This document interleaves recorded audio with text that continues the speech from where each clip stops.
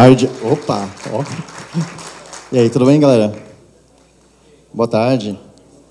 Nossa, que boa tarde vazia, né? Tipo, parece que vocês estão dormindo. Boa tarde, galera. Ah, beleza. Agora que meu microfone tá alto, hein? Eu falo baixo, então isso eu acho que a gente vai ter esse problema hoje, né? Aí atrás todo mundo me ouvindo, belezinha? Beleza. Eu vou falar para vocês sobre duas coisas legais que estão acontecendo hoje sobre o panorama de Android e como essas duas coisas vão se misturar, tá? Android Things, Google Assistant. Quem já mexeu com Android Things aqui? Olha, pelo menos algumas mãos levantaram, você não vale a hora. Quem já mexeu com Assistant? Uma, meia, você não vale, Álvaro. Baixa a mão, Álvaro. Ó, só uma pessoa. Legal. É bacana falar sobre essas duas plataformas, porque, de certa forma, elas vão se unir em algum momento, tá? E o Assistant ele já é presente no Android como um todo, como plataforma. A grande questão é que como ele vai ser vinculado ao Android Things, sendo que o Android Things ele tem alguma questão de hardware, né? Como é que você vai conseguir fazer isso funcionar? A gente vai falar um pouquinho disso hoje. Quem quiser me xingar muito no Twitter... Ups. Então, tá aqui, podem me xingar à vontade. E o mais legal é o seguinte, tudo que eu vou mostrar aqui, eu subi para o GitHub. Então, quem quiser replicar e usar, copiar, fazer alguma brincadeira com ele, tá todos os passos disso lá. E eu vou subir o PDF dessa apresentação também. Então, acho que não vai ter nenhum problema. Bem, esse é o link do GitHub que eu esqueci de falar. Tá? Então, quem quiser tirar fotinha, é agora. Deixa eu ver. Então, beleza. A gente vai falar sobre Android Things e o Google Assistant. A primeira questão é que não dá para fazer isso sozinho sem ter um pouco de trabalho, tá? Então, para variar, quem aqui está assistindo Game of Thrones? Quem assistiu o último episódio? Quem não assistiu o último episódio? Só eu? Ah, 1, 2, eu também não assisti não, tá, gente? Mas eu vi spoiler. Então, basicamente, a gente coloca fogo em tudo, né? Então, se a gente vai colocar fogo em tudo, a gente vai colocar Firebase. Foi a pior piada que eu consegui inventar com esse termo, tá? Mas a ideia era que... Bem, o Firebase já é a plataforma de mobile e, queira ou não, tipo, é igual o Google Plus, né? Você vai ser obrigado a usar Firebase mesmo que você não queira, tá? Então, a gente vai utilizar o Firebase para resolver algumas questões, entre elas a parte de persistência, a parte de integração com o assistente, a parte de notificação do device. Então, tudo é Firebase enfim. Então, tudo é Firebase, tá? Fogo, batuco no telado e tal. Passa uma... Foi. Esse projeto, inclusive, quem passou lá no stand do Dash? Quem tentou pegar MM? Tem MM de graça lá, gente. Não percam. Não, mas tem um link, tem um botão galinha que você aperta e aí ele solta MM do mesmo jeito. Então, mesmo que não tenha funcionado, eu vou explicar por que não funcionou, inclusive, tem MM lá, pode pegar. Bem, esse é o Mocktail Mixer. Ele foi feito de uma agência, fez isso para o Google, né, pedido do Google, e basicamente é um assistente vinculado a uma marca de bebida, né? Basicamente, todos os exemplos que tem comida funcionam super bem. Tipo, a aceitação do público é 100%. E tem aqui a especificação de como montar, inclusive a montagem de hardware, de corte a laser das placas, qual hardware foi utilizado aqui. E esse assistente é legal porque ele não foi feito em Android. Então, esse foi o primeiro demo de assistente, de utilizar um Google Home do it yourself com o hardware embarcado, no caso, o Raspberry Pi. Tá? E só para vocês entenderem como é que é a lógica, porque assim, se vocês forem desenvolver hardware hoje que tenha um assistente, que tenha essa função de assistente, vocês vão ter que pensar em vários pontos de conexão. Tá? Então, eu vou dar uma passada geral sobre os pontos de conexão de como foi o Mocktail Mixer, e depois vocês vão entender como é que eu fiz a dispensadora, tá? Então, bem, a primeira coisa que a gente tem que... Primeiro, precisa do usuário, né? Se não tiver usuário, você não tem nada na vida, apesar de você não gostar do usuário. Mas, basicamente, ele faz uma interação para ativar a máquina, tá? Depois, a gente tem 3 áreas aqui, mas eu vou dividir por essa primeira área, que é exatamente a área do controle principal, tá? Vamos pensar que é o hardware. Isso aqui é a parte de hardware, tá? Então, um botão que usa o que a gente chama do I/O, né? É um botão que gera um sinal elétrico para o Raspberry Pi, que está aqui. Tem um microfone USB, o próprio Raspberry tem uma saída de som, E aí eu preciso controlar os motores que vão fazer a máquina funcionar, tá? Então, ele utilizou um Arduino para fazer essa gestão de input. Eu vou explicar por que ele usou um Arduino, tá? Basicamente, se você está rodando um Linux aqui, que vai interagir com o I/O, que vai interagir com o pino lógico do Raspberry Pi, você só consegue fazer isso se você rodar hoje como root, tá? Então, para fazer esse ajuste técnico de contorno, vulgo gambiarra, ele colocou um Arduino USB, ele conecta via serial no Arduino e manda o comando de ligar e desligar as portas lógicas do Arduino, porque não precisa de root, porque só roda o seu programa lá, tá? Então, basicamente, isso foi a forma dele solucionar a execução do aplicativo sem precisar rodar como root no sistema e ainda assim manter o resto da aplicação de forma mais segura, tá? Uma outra questão que a gente tem aqui é que dentro do Raspberry Pi está rodando um Linux, eu tenho um aplicativo Python customizado que invoca o Assistant SDK que eu vou falar mais para frente, tá? Então, basicamente, eu posso, dentro desse aplicativo Python, fazer o que eu quiser. Então, ligar coisas, desligar coisas, fazer chamada para a web, ler input de áudio e transcrever. Tanto que este exemplo, ele aceita o OK Google, que hoje no Assistant ele não aceita diretamente, mas dá para fazer uma gambiarra também para fazer funcionar. Além disso, assim, isso aqui é o lado físico, né, onde está a máquina. Agora, esse Assistant SDK, basicamente, ele vai ser um assistente que está consumindo um serviço na nuvem. Então, a parte de Natural Language Processing, a parte de integração com outros aplicativos, a parte de acionamento do sistema, vamos pensar assim, do lado do Google, né? Então, quando você pede para criar um lembrete de alguma atividade que ele vai interagir com sua conta Google, ele roda pelo Assistant SDK, que, na verdade, é uma chamada nesse sistema aqui, que é o Actions on Google, tá? Que é integrado com a API AI. Então, assim, essa parte aqui é a parte que integra com nuvem, tá? E aí, o que vai acontecer que é interessante desse processo? E aí, mais para frente, eu vou explicar também. A lógica de você fazer uma vez que você usa o Assistant SDK, ele vai para a nuvem, e ele fica nesse contexto aqui de nuvem, tá? Quando o seu app, que está rodando, de repente, numa Google Cloud Platform, ou no Heroku, ou qualquer serviço de hospedagem, quando ele for acionado, ele tem que, de alguma forma, repassar a informação para o hardware de volta, tá? E esse é um dos desafios, inclusive, para trabalhar com Android Things, porque ele ainda não tem o processo de autenticação de usuário, tá? Enquanto está com beta preview, basicamente você é o próprio usuário, então não tem um sistema de autenticação, um sistema de configuração. E nesse projeto aqui especificamente, ele utilizou o PubSub da própria Google Cloud para mandar uma mensagem de push de volta para a máquina. Então, uma vez você fala assim, eu quero ter sei lá, uma pina colada. Ele vai chamar o Assistant SDK, o SDK vai parar no API AI, tá? Através do actions.google, vai chamar o seu aplicativo, pina colada, beleza, tem que mandar o comando de ligar o relé 1, 3 e 5 durante tantos segundos cada, aí ele manda para cá via PubSub, a aplicação entende e manda para o Arduino e manda fazer o drink, tá? Então, dada essa explicação inteira, grande, a gente vai falar um pouquinho sobre Android Things, tá? Link do Android Things, mas, enfim, só dá um Google que dá para achar fácil, não está muito difícil. A gente tem uma questão de qual placa a gente vai utilizar, tá? E a lógica de criar projetos no Android Things, aí eu vou fazer uma pergunta. Quem teve aqui de manhã sobre Android Things? Quem não teve, só para todo mundo levantar a mão. Quem está dormindo? Tá. Ninguém levantou a mão que estava dormindo, né, obviamente. Essa é uma das placas, essa aqui é uma Pico NXP. Além dela, tem algumas outras, tem inclusive a Raspberry Pi, a Raspberry Pi 3, tá? A 2 não funciona.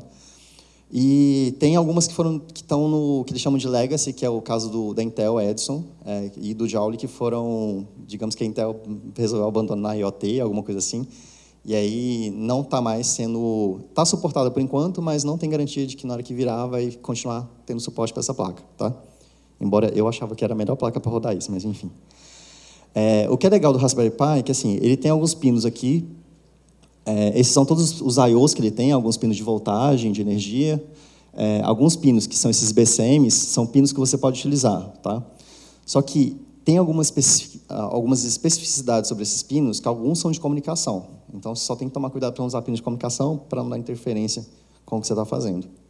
Mas a gente vai utilizar exatamente essa pinagem aqui para comunicar com outros dispositivos, para acionar a relé, para ligar coisas, enfim, para tudo. Uma outra questão importante do Android Things é que você não tem controle total sobre o hardware, tá? Então, o que acontece? O Google ele gerencia uma parte do hardware, a parte principal do Android Framework, o que está liberado ou não do framework, as bibliotecas que estão acionando o hardware, então isso inclui vídeo, display, touch, tudo que possa ser, de fato, alguma coisa que envolva ter acesso de baixo nível de hardware, e o kernel do Linux. O que você pode fazer? Construir apps que, de alguma forma, vão acionar os elementos que estão sendo controlados pelo Google. Tá? E criar os user drivers, que é uma coisa muito legal, inclusive, que é onde muitas pessoas estão começando a contribuir com drivers novos, porque o problema disso aqui, enquanto desenvolvedor Android, não é nenhum. Vocês conseguem desenvolver o aplicativo, e a diferença é que vocês vão estar ligando e desligando porta lógica ou mandando mensagem para essas portas. Então, isso não é um problema.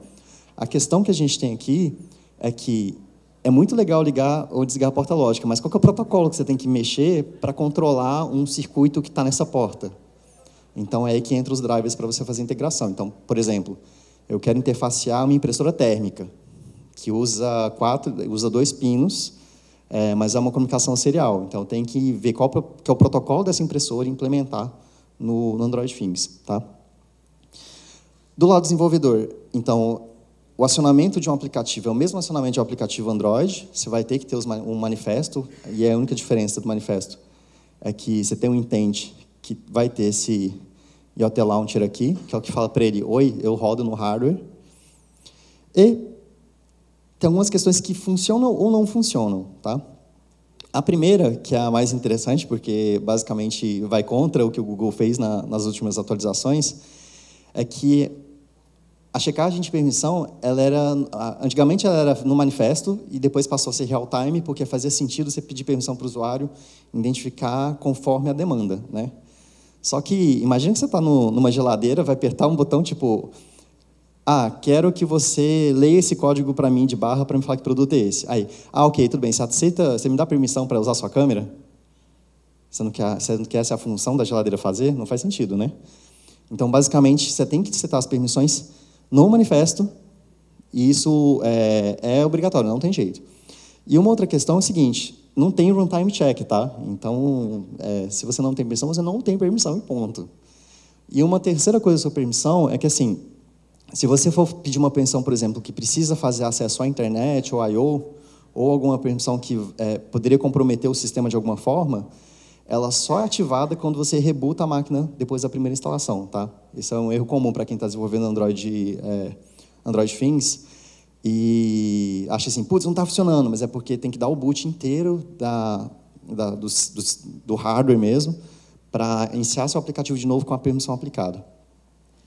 E, como a gente está falando sobre um hardware que pode não necessariamente ter uma tela, e que, de fato, basicamente é só o seu software rodando, a gente não tem barra de notificação, então notificações não vão funcionar no Android Things. Tá? Então, não tem como descer uma barrinha e ver que, sei lá, alguém deu like num negócio seu do Facebook. Isso não vai acontecer.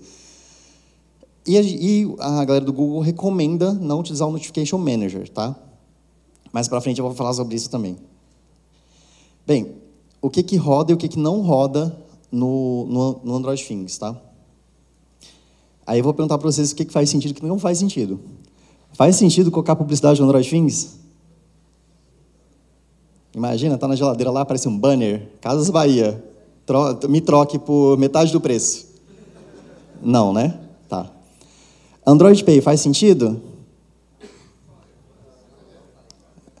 Faz, imagina, ó, acabou o ovo, compra agora.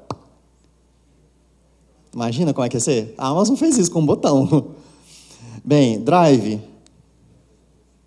Faria sentido se eu usasse, de repente, um Google Keep da vida para pegar os dados de lista de compras. Mas Firebase App Index, Authentication, Dynamic Links, Invites. Dynamic Links não faz sentido porque não vai receber notificação ou alguma coisa que ele vai clicar na tela do browser para entrar no aplicativo. Ele está rodando o aplicativo. Que mais? Play Games, né? Isso é muito legal, brincar com a minha geladeira, jogar um Candy Crush enquanto eu estou, sei lá, pegando água. E Sign In também não. Mas algumas que estão estranhas aqui, por exemplo, mesmo o Drive, ou, de repente, o Invites, ou o Sign-in, elas estão aqui porque tudo que depende de input do usuário credencial não está suportado ainda, tá? Porque você não consegue definir qual que é o usuário que é o controlador daquele dispositivo. E entra uma discussão séria sobre segurança, privacidade, como que, por exemplo, eu estou usando... Está o meu usuário agora lá, aí, de repente, eu resolvo vender essa geladeira e passar para alguém. Aí está com o meu usuário lá, então, se ele pedir comida, vai ser minha conta que vai estar lá. Então, como não existe uma forma de gerar esse setup desse dispositivo ainda, eu falo ainda porque tem que ter, né? Acho que não faz sentido não ter isso. Isso não está sendo disponibilizado. Agora, em compensação, todas as outras coisas estão aqui, tá? Então, uso do cache, a parte de awareness para descobrir devices próximos e utilizar, de repente, como interface de controle, Firebase Cloud Message, Crash Reporting. Crash Report é muito importante, viu, gente? Mesmo para hardware. Real-time Database, Remote Config, Storage, Fit, né? Sua geladeira quer saber se você está... Enfim, se você vai pegar docinho ou se vai pegar verdura, tá? Location, Maps, Nearby, por aí vai. Bem, isso aqui é uma mudança que aconteceu, que é importante, porque o Google ele mudou a lógica de você subir e você criar o hardware com o Android Things, tá? Antigamente, você baixava imagem zerada, subia essa imagem, gravava essa imagem no cartão de memória, no caso de um cartão SD do Raspberry Pi, ou usava uma ferramenta para gravar no dispositivo, no caso do Intel Edison, tá? Então, o que o Google fez? Ele criou um console de IoT em que você tem que criar o seu dispositivo, tá? Então, falar qual hardware você vai utilizar, porque, obviamente, se você está construindo hardware, você não fica mudando de plataforma, né? Então, você vai falar assim, vou fazer uma geladeira, vou comprar 1 milhão de Raspberry Pi e colocar nessa geladeira. Eu vou comprar 50 mil Intel Edison e colocar nesse produto que eu estou vendendo. Você não vai ativar, esse produto aqui vai ter Raspberry Pi, esse aqui vai ter Intel. Se for o mesmo modelo, provavelmente vai ser o mesmo hardware, tá? E uma coisa legal desse IoT Console é que ele começa a te notificar quando os updates estão disponíveis. Então, só pensando um pouquinho como é que vai estar isso aqui, você precisa criar o device, tá? Eles estão chamando o produto.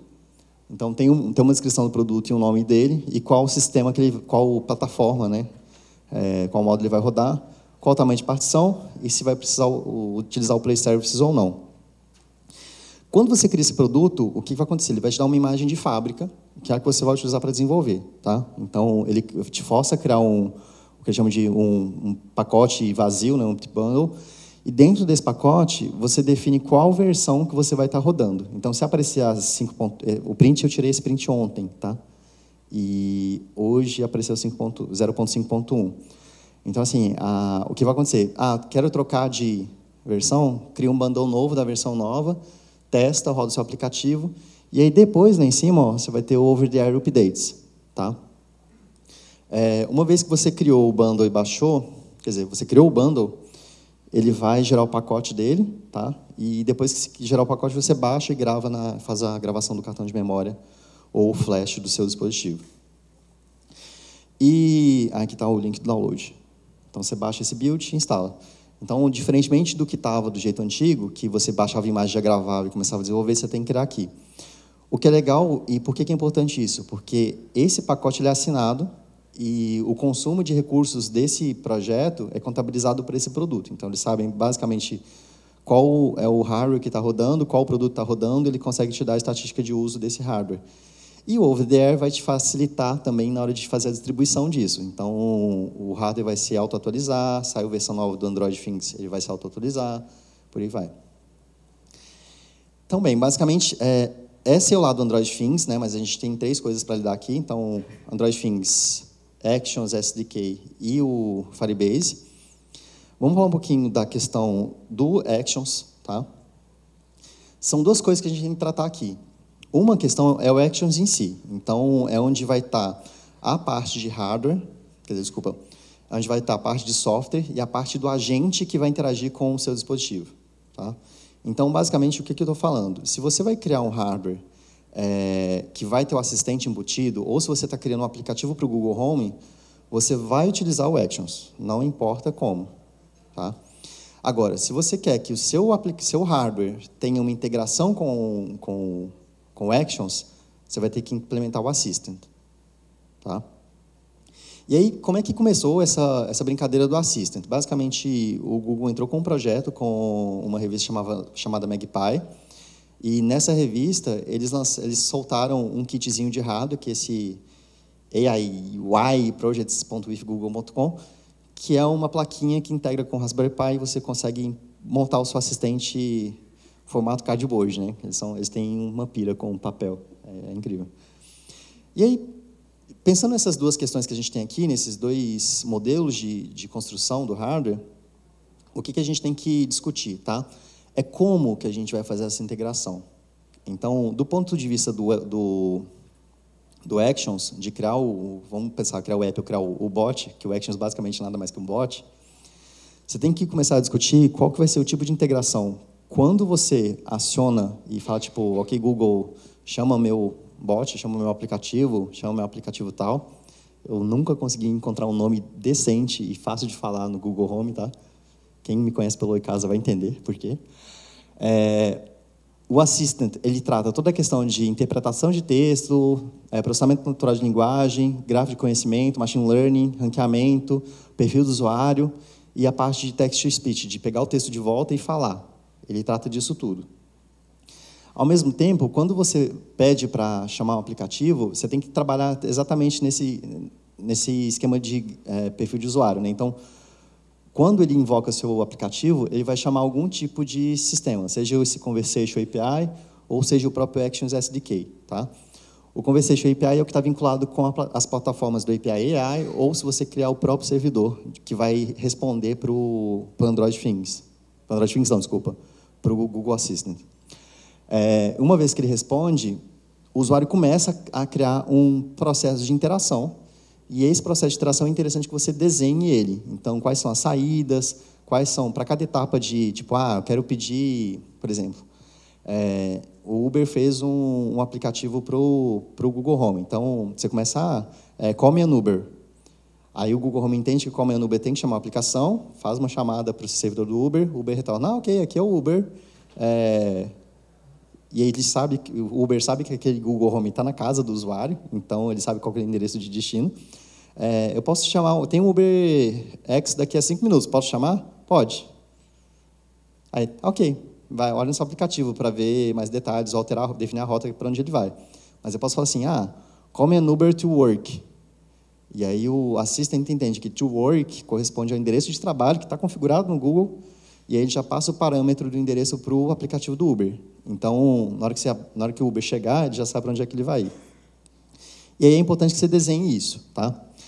O demo que eu montei lá fora, basicamente eu juntei dois sistemas. Esse demo que era o Number Genie, que é um sisteminha é um joguinho de adivinhar número. Tá? Então, ele pede para falar com o Number Genie, o assistant chama o serviço, e o serviço fala assim, beleza, vamos jogar. Escolhe o número de 1 a 100, ele fala, está quente, está frio, é para cima ou é para baixo. E aí você fica, falando até acertar, tá? Tem o código-fonte disso pronto, tem um tutorialzinho de como implementar com o API AI. E aí a gente vai falar sobre o API AI. Bem, o que é interessante do API AI é que ele já tem um procedimento de machine learning para definir quais são os elementos que você está criando dentro da conversa. Então, quando você fala número, quando você fala e-mail, quando você fala algum tipo de objeto, ele consegue identificar e ele faz uma chamada para o seu serviço, para o seu hosting, o seu aplicativo está rodando na web, passando esse parâmetro já separado. Então, quando eu falo assim, o número é o 9, ele sabe que o 9 é o parâmetro que é o número. Se eu falo assim, me prepara uma pizza de marguerita. Quando você fala marguerita, ele separa marguerita e cria um parâmetro chamado sabor. Então, se eu falo, eu quero meia marguerita, meia mussarela, ele cria um elemento chamado quantidade meio e o sabor marguerita, e outro elemento quantidade meio e sabor mussarela. Então, você consegue, pelo API, trabalhar com isso. O que é legal dele? Basicamente, isso aqui é a estrutura do demo que está no GitHub, tá? Mas, então, o que ele vai fazer? Ele já tem uma integração com o Google Home, com o Assistant, na verdade, e essa integração com o Assistant já permite que você crie um pacote de intenções e de formas de comunicação com esse dispositivo, tá? Com esse serviço. Então, aqui eu tenho todos os intents que o usuário pode interagir com o meu app, né, com o meu app de voz. Então, por exemplo, eu tenho aqui, quando eu falar um número específico, qual que vai ser o fallback padrão, se ele não entender absolutamente nada. Quando eu falar sim e não, que ele tem que encerrar o aplicativo em alguns casos, ou, de repente, jogar novamente. Quando eu peço para jogar novamente, sim. Quando eu peço para ele me dar uma dica. Quando eu encerro o jogo, quando eu quero repetir o jogo, quando eu quero começar um jogo novo. E se acontecer, tipo, alguma coisa que ninguém sabe, que é esse Deep Link Unknown aqui. Do outro lado, eu tenho também a configuração do Firebase, tá? Então, basicamente, aqui está o bloco que está meu Functions, que vai interagir com esse serviço, e os áudios e imagens que eu utilizo para dar resposta para o usuário, tá? Lembrando que eu estou falando do Assistant, então eu posso dar saída tanto de voz quanto de cards e imagens. Só para vocês entenderem como é que é a configuração do API AI, eu tenho que criar um produto, idioma. O API AI funciona em português também, mas o Assistant não, infelizmente. E qual projeto do Google que eu vou estar utilizando se eu já tiver uma integração com o Firebase. Então, uma vez que eu seleciono o projeto aqui, ele já linka com Functions e já faz o rolê todo para você. E qual time zone que eu vou trabalhar. Depois que eu faço isso, ele abre algumas coisas. Os intents, que são as formas de comunicação que eu tenho com o bot. As entidades que são, por exemplo, marguerita, sabores de pizza, ou, de repente, tipos de drink, ou, de repente, números, ou, de repente, localização, tipo, dar o endereço. Tá? Você consegue treinar ele e criar essas entidades. Além disso, eu tenho umas integrações com alguns outros serviços, tipo Slack e qualquer serviço que você queira integrar, Google Drive, por aí vai. E esse fulfillment aqui define o que você vai fazer com relação à saída desse sistema do API AI para um serviço de terceiro, tá? No caso, um webhook. O que mais que eu tenho aqui? Então, basicamente, o que eu fiz? Eu peguei o projeto Numberdini. O Numberdini já tem todos os intents prontos. Tá? Então, ele tem aquela primeira parte que eu mostrei, é um pacotinho que eu vou subir ele por aqui. Ó. Eu fui lá na configuração e eu vou mandar importar de um arquivo zip. Então, uma vez que eu importo esses JSONs, ele já monta para mim o bot. Eu fiz a importação e ele já monta para mim todos os elementos que eu quero, todos os intents, as intenções que eu quero utilizar no meu projeto. Um exemplo de intent aqui, por exemplo, um exemplo, por exemplo, foi foda, né? Um exemplo de intent aqui é quando eu falo um número, tá? Então, não é só 77. Eu posso falar assim, eu acho que o número é 77. Eu posso falar assim, será que o número é 77? Ele vai pegar e conseguir separar exatamente a parte de número. Isso aqui não é uma coisa tipo definida como padrão. Então, se ele falar assim, em vez de falar número, ele pode falar assim, eu acho que é 77, ou eu acho que o número é 77, ele vai conseguir separar o 77 desse número. E aqui são os elementos que ele vai tentar identificar. Então, ele sabe que é um tipo de número, ele vai passar um parâmetro número para o próximo elemento que ele precisar resolver. Então, se eu estou falando que essa chamada aqui ela vai resultar numa chamada web, então ele vai passar esse parâmetro nessa chamada. E aí, dentro do fulfillment, eu falo qual que vai ser o webhook que ele vai chamar, tá? A única questão é que é um único para o projeto inteiro. Então, não dá para você, de repente, criar um monte de subserviços dentro do projeto ou com webhooks diferentes. O webhook vai ser sempre o mesmo, e aí isso pode ficar um pouco bagunçado. E aí, voltando à questão do Assistant, tem outras coisas que a gente vai fazer. Então, o API AI, ele funciona do ponto de vista de bots. Se eu quiser integrar isso aqui com o Google Home, com a Alexa, com o Slack, é o processo até esse ponto. Agora, o que eu vou fazer, por exemplo, para criar um serviço para funcionar no Assistant? Então, no Assistant do celular, no Assistant no Google Home. Eu vou criar um projeto novo, tá? Então, tem um console do Actions on Google. Assim que eu criar o projeto novo também, já posso importar o projeto do Firebase ou o projeto do Google. Em alguns casos, você não precisa utilizar o Firebase como um todo, tá? Então, você pode, por exemplo, se for usar o Cloud Function, você pode utilizar o Cloud Console do Google, criar um Cloud Function lá, sem criar o projeto Firebase, e importar aqui do mesmo jeito, tá? Uma vez que eu criei o projeto, eu posso selecionar qual a forma que o meu app vai interagir. Então, eu posso utilizar o API AI, que é mão na roda, mamão com açúcar, não tem problema. Ou posso criar o meu serviço que vai receber isso, vai fazer o tratamento de linguagem, né? E vai dar a resposta para o meu serviço. Depois disso, eu vou colocar as informações, que são as informações que vão aparecer para o usuário que vai consumir esse serviço. Tá? Basicamente, o que o Google está fazendo aqui? Ele está te dizendo o seguinte... esse aqui pulou um pouquinho antes, né? Mas esse aqui era para ter vindo antes do API AI. Eu selecionei o API AI nesse caso do exemplo, então eu vou ter que voltar lá no API AI e ativar o Actions on Google que está aqui. Então, só para mostrar que eu fui no API AI aqui, e eu defini qual que é o meu intent padrão. Tá? Então, na hora que ativar o meu aplicativo, ele precisa rodar esse intent aqui, que é o intent de boas-vindas. Tá? E esse intent de boas-vindas faz uma chamada web que vai escolher o número, vai salvar isso na memória, e enquanto tiver essa sessão rodando, ele sabe qual que é o número que o usuário tem que adivinhar. Tá? E aqui é só uma questão de versão, qual versão do sistema que eu vou utilizar. Mas, voltando para o Actions, então, eu vou criar como se fosse criar um aplicativo mesmo. Eu vou registrar ele, vou definir qual que é a pronúncia dele. Então, não necessariamente, sabe, eu coloquei Lion Demo aqui. Lion Demo nunca funciona de vez em quando. Às vezes aparece Lion, às vezes aparece Wild, às vezes aparece outras coisas. E aí tem detalhes de imagenzinha, porque isso o Google precisa para exibir na lista de aplicativos. Então, ele meio que te força a colocar isso agora, porque a gente sempre esquece depois. E aí eu falo como é que vai ser a função desse assistente, qual que vai ser a voz, lembrando que a voz nunca é a voz padrão do assistente, tá? Isso é um conceito de uso do Google. Então, tem uma voz feminina que é a que sempre te responde, quando você abre o aplicativo, mesmo que seja a voz feminina, não é igual à voz original, tá? Então, você sabe se você está dentro do Home ou se você está dentro de um app no Home. E aqui há os exemplos de invocação. Então, podia colocar assim, talk to Lion Demo, ou talk to Lion Demo, I guess the number is 7. Aí eu já posso passar o 7 como parâmetro para o meu app. Depois disso, informações de contato. A gente inventa que a gente tem uma política de privacidade. Tem que ter, tá, gente? E aí a gente finaliza, fala qual que é o tipo de aplicativo, né? Instruções de teste, porque quando você for criar seu aplicativo, qualquer em produção, você tem que explicar como que a galera do Google vai testar o app para poder funcionar.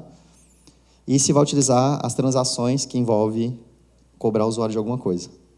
Então, tem uma Transactions API. Está finalizado a construção do app, clica no teste, e uma vez que está no teste, ele está funcionando para o teu usuário. Tá? Então, você pode utilizar o assistente do celular ou no Home para poder ativar. Antigamente, esse teste durava 15 minutos, então você tinha que ficar renovando o teste. Agora, ele fica mais tempo. É meio burrice, mas enfim. Antigamente, né? Agora está mais esperto. E aí, a única questão que a gente tem de hardware é que a gente é obrigado a utilizar o próprio usuário. Tá? Então, até aqui, até nesse ponto, eu podia fazer um assistente sem depender nada do hardware. Roda no Google Home, roda no celular. Agora, se eu quiser rodar num dispositivo meu com Android Things, eu tenho que fazer uma autenticação dele. Então, basicamente, eu vou pegar meu projeto lá no Cloud, no console.developers. Tá? Então, meu projeto está aqui. E eu vou ativar o Google Assistant API. Tá? Uma vez que eu ativei o Google Assistant API, ele vai pedir para eu criar uma chave, e essa chave vai ser adicionada no seu projeto do Android, no Android Studio. Então, a única questão que eu tenho que selecionar aqui é conta chave ID de cliente ou auth, então ele vinculou com o meu usuário. E aí, uma vez que eu seleciono qual tipo de credencial que colocar o Google Assistant, eu tenho que selecionar aqui como vai chamar a API. Eu tenho que falar para o outro UI, porque eu não tenho UI no Android Things, tá? E essa verificação de autenticação de credencial é feita no seu computador antes de rodar o Android Studio. Tá? Então, basicamente, ele vai marretar essa autenticação no seu código-fonte. Eu preciso de dados do usuário, e aí eu finalizo. Ele vai me baixar o arquivo de configuração dessa credencial, tá? Mas eu não estou autenticado ainda. Então, essa credencial é só para falar que eu sou esse projeto e eu posso fazer o consumo do Assistant API para esse projeto. Depois que eu fizer isso, eu tenho que pegar esse ID aqui, tá? E fazer com que ele salve uma credencial para o meu usuário. Então, uma vez que eu fizer isso, ele vai abrir uma janela do browser, aí com o meu usuário autenticado, que tá com aquele teste ativo, é que ele vai conseguir rodar. Então, olha que zona que é isso, né? Até para a gente é um saco fazer. E aí eu fiz isso, ele está salvo, eu faço sob o projeto, abro o Android Studio no projeto que eu estou fazendo e mando dar o play no hardware. Esse é basicamente a forma de você instalar o assistente lá, tá? Eu não coloquei o código-fonte aqui, porque é o mesmo código-fonte do CodeLab. Então, dentro lá do GitHub, vai estar separado por bloco, e você tem também o código do Assistant. Então, agora falta uma cola, né? A gente vai colocar fogo de novo, então vamos falar sobre Firebase. A primeira conversa que eu tive com a galera do Google para falar sobre integração, o que eles pensam sobre o projeto, tá? Dá para você pegar o que foi transcrito e dentro do que foi transcrito no próprio código do Android, rodar o comando? Dá. Agora, se esse negócio for atualizado pelo Google, a lógica do código mudar, ou eles implementar isso como uma biblioteca, você basicamente zoou com o negócio e não vai conseguir implementar de novo. Então, o que eles fazem? O que eles falam?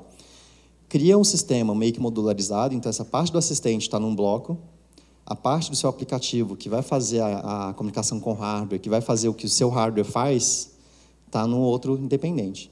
E aí, o que vai fazer o seu hardware funcionar, na verdade, é uma comunicação do serviço do Actions lá, que está rodando na nuvem, mandando mensagem para o seu hardware. Qual o problema? A gente está em Developer Preview, né? Então nem tudo funciona. E adivinha o que não funciona no Developer Preview agora? Né?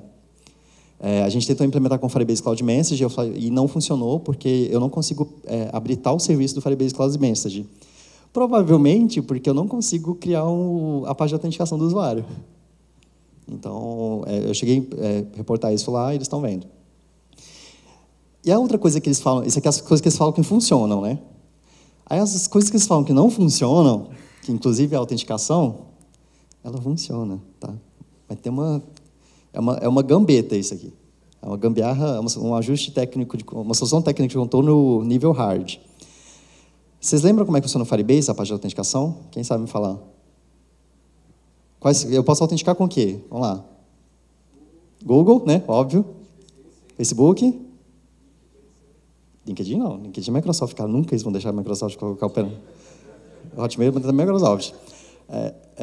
Git, Hub, Twitter, e-mail e senha. Onde é que fica o e-mail e senha?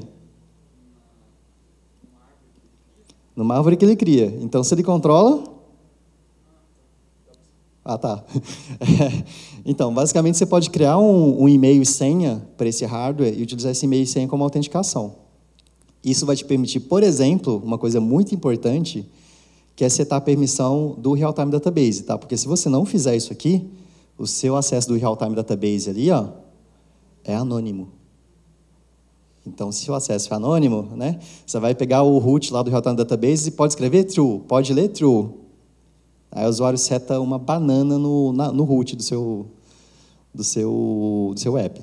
Aí você vai ver que é legal, né, divertido, só que não. E aí você fazendo esse esquema de autenticação por e-mail e senha aqui, você consegue controlar. Tipo, eu montei uma outra vez um esqueminha que tinha um token que só o meu hardware conseguia ler, e que se o usuário tentasse criar um nó que tinha aquele ID de token, ficava mudando toda vez que alguém criava um nó novo, aí ele deixava esse usuário, autenticado ou não, escrever esse nó. Então, assim, essa parte aqui é super importante para criar regras de negócio do seu app. E aí eu criei um Real-Time Database básico, já que eu não conseguia utilizar isso aqui para mandar mensagem de ativação, no Real-Time Database eu criava um nó, e esse nó, ele era um nó de ativação da máquina. Então, o que acontecia? Eu ficava lendo no Android esse nó de ativação, toda vez que esse nó aparecia, ele ativava a máquina e removia o nó. Então, a ideia é que esse nó nunca fique presente aqui, e quando ele pisca é porque a máquina tem que ativar, ele remove assim que ativa. Dá para brincar com isso de outras formas? Dá. Você pode colocar um Cloud Functions que toda vez que o nó aparece aqui, ele loga em um outro lugar ou ele faz alguma outra coisa, mas também dá para fazer. E aqui eu controlo quanto tempo que a máquina vai ficar ligada a cada ativação. E para eu saber qual que é o número atual, eu criei esse número aqui para eu poder, tipo, deixa eu ver se a máquina está funcionando. Então, o número atual é 12. Obviamente não é 12 mais. E meu tempo está acabando. A parte do Functions, eu criei uma ativação manual, que basicamente força a criar esse nó lá. Então, eu chamei de botão galinha. Se nada funcionar, eu vou lá e... você quer MMs? Tudo bem. Vou lá e libero. E aqui é o webhook, que é a configuração, que é o endpoint que o API AI chama toda vez que ele é acionado pelo Google Home ou pelo Assistant. Aí essa maquininha, quem quiser ver depois lá fora, tá lá. Pena que não está funcionando. Aqui embaixo é um displayzinho que mostra o que ela entendeu. E aí você consegue perceber que ela não entende muito bem o que a gente fala, muitas das vezes. E além disso, essa parte de cima aqui é onde está o mecanismo para liberar MMs. A parte de hardware, de integração dela, uma coisa que é importante de vocês verem do Raspberry Pi é que ele trabalha com uma voltagem um pouco menor, então vocês têm que tomar um pouquinho de cuidado de como vocês vão ligar outros dispositivos nela, tá? E uma coisa que tem importante, por exemplo, para você montar um botão no Raspberry Pi, é que você tem que implementar uma técnica chamada de pull-up resistor, tá? Então, de forma que pull-up ou pull-down, o que vai acontecer é que essa entrada aqui, dependendo de onde você coloca o interruptor do botão, ela vai ser sempre verdadeira, sempre 5 volts, ou falsa, que é o GND, tá? Feito isso, que é o que eu fiz para ligar o botão, basicamente o hardware está pronto, tá? Então, pensando que eu tenho aqui de hardware, e você vê que basicamente a lógica está a mesma aqui, só que eu mudei algumas coisinhas. Então, eu faço a chamada da aplicação, eu tenho o Raspberry Pi, o hardware é basicamente o mesmo, tá? Inclusive, a máquina de drink, ela utilizava relé também para acionar os motores. E aqui, a comunicação do Arduino, na verdade, ela está sendo via GPIO, então só estou ligando um pino e desligando um pino lá.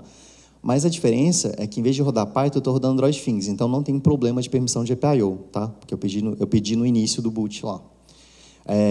E ele está com a assistente SDK também. Do lado de integração da nuvem, o Actions está aqui, o API aqui manteve o mesmo.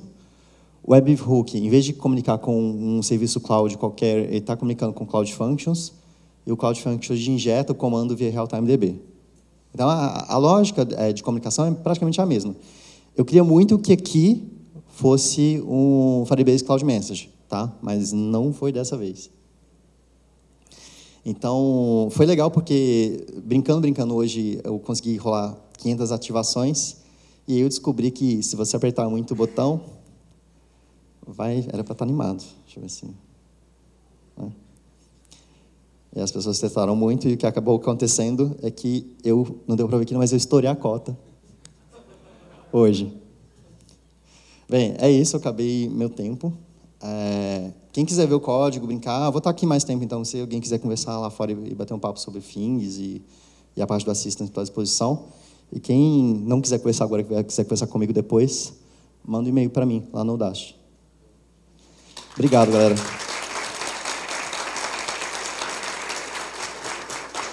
Foi gravado o tempo, né? Foi gravado.